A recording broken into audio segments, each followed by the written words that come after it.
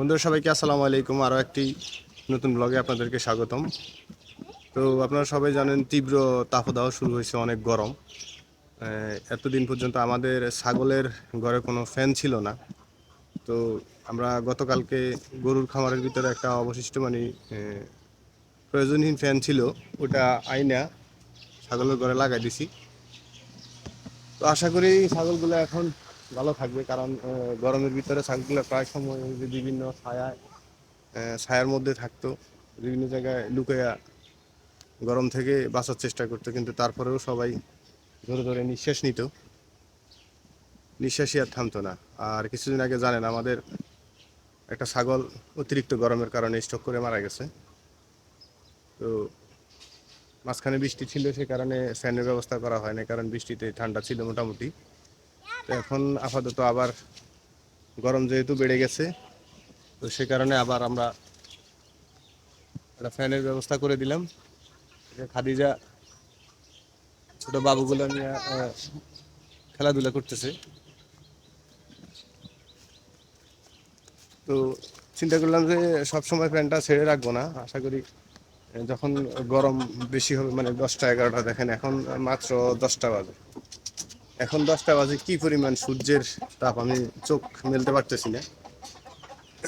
এই যে ফ্যানটা গতকালকে লাগাই দেওয়া হয়েছে যাতে ছাগলগুলো আরামে থাকে। একটা কথা মনে রাখবেন, অতিরিক্ত গরমে কখনো ছাগলকে বাইরে রাখবেন না, একটা ছায়াযুক্ত জায়গায় রাখবেন। আর এমনভাবে ছাগলের শেডটাকে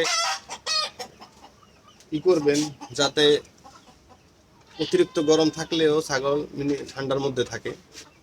আমরা একটা করতেছি, যেহেতু আমাদের এখানে বালি দিয়ে ভরাট করা হয়েছে, উপরে কোনো গাছ নাই, তো এখানে ছায়া আসলে কম লাগে। আবার ওই ঘরের ভিতরেও গরম হয়ে যায় যখন অতিরিক্ত তাপ থাকে বা সূর্য উঠে যায়, তখন ছাগলের শেডটার ভিতরে অনেক গরম হয়।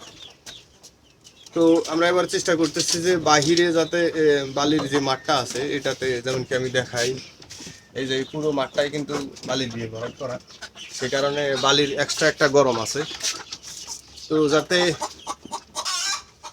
বালির মাঠে ছায়া থাকে, এই কারণে আমরা চিন্তা করছি যে একটা করে দিব, ওই যে জাংলা করে দিব, যাতে ওখানে সবজিও হবে।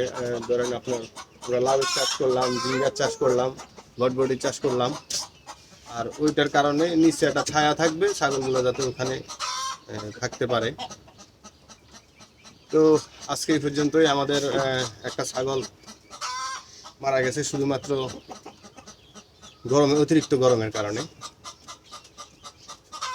তো আশা করি পাশে থাকবেন সবাই। যদি ভিডিওটি ভালো লাগে তাহলে অবশ্যই এটা লাইক দিয়ে দিবেন, আর আপনার কোনো মতামত থাকলে কমেন্টে লিখে যাবেন।